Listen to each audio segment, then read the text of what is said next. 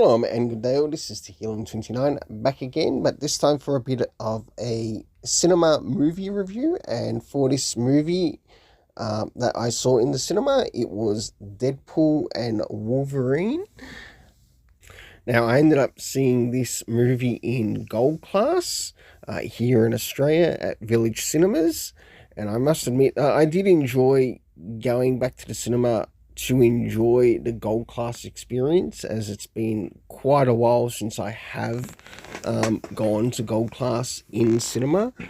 And I must admit, that was probably the best part of like seeing the movie, because normally when you go, or when you haven't done something for a long time, there are things that you do sort of miss, and that was actually one of the things that I missed. Now, this is going to include some spoilers.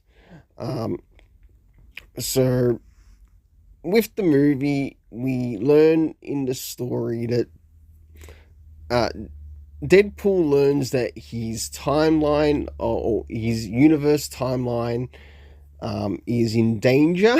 And of course, he learns that one of the anchors of the timeline is also Wolverine. And with that, he's also invited to, I think it's called the TBA, or a certain timeline faction of sorts, and we do learn that they have some nefarious needs of their own. And with this, we get to see quite a bit happening, to which, in order to sort of like try to work on saving his universe, he goes looking for a Wolverine to help save his own. And in the process, we see him sort of like jumping from timeline to timeline, or multiverse to multiverse. It's the only other way to put it. And through this, he does end up finding of what we're told is like the worst of the worst Wolverines. I won't give any more spoilers in regards to that as to which one it is. But it does feel like it's connected to, say, an animated series, the one that they do actually pick. With this, he is brought back to his own timeline, and we get to hear of one of the people who sort of like, the person who has the nefarious needs.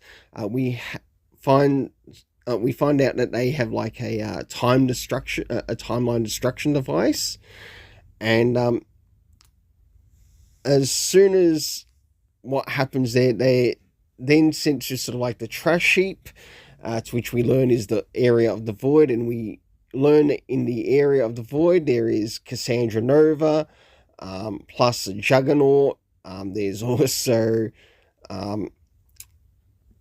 one of the Fantastic Four members. We also learned that there's like a militia group that sort of like goes up against Cassandra Nova, and that involves the character of Elektra, which is Jennifer Garner, which it was really nice seeing her back again. We also saw the character of Blade, played by Wesley Snipes. I definitely say bring him back for another movie, and even make it Blade 4. It was nice seeing him in action again. Of course, we saw Laura Kinney, so we know that the timeline that Deadpool is connected to the Logan timeline, and I thought that was quite interesting within the story. So whilst they're in this area of the trash system or the void, they eventually do devise a plan to go up against Cassandra Nova, who we learn is also the twin of Professor Xavier, and she feels like in her own way that Xavier sort of like abandoned her because not looking for her. And we get a lot of meta content spoken as well in regards to the story. And we also meet the many variants or multiverse variants of Deadpool within the story.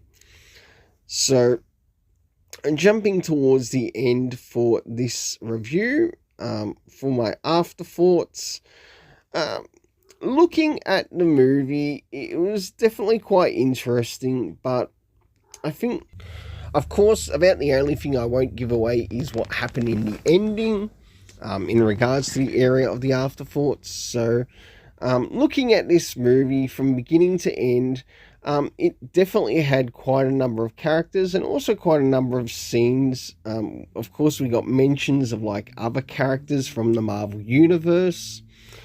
Apart from that, I didn't mind the soundtrack. The cast of characters and seeing, and also seeing Laura Kinney back, who played X-23. I must admit, of what I've seen of the actress who plays Laura Kinney in The Acolyte, I think her acting was actually way better in this movie than the Acolyte series. And for that, I definitely give a thumbs up. Not only that, it also felt way better than... So moving into the rating of the characters, for the main characters, which were mainly Deadpool and Wolverine, I give a 6.5 out of 10. For the supporting characters, as funny as they were, I give a 6 out of 10. Moving into the area of the soundtrack, I give a 6 out of 10. And moving into the main story, I give a 6.5 out of 10. Well, until then, let's keep it colourful and have yourself an awesome day.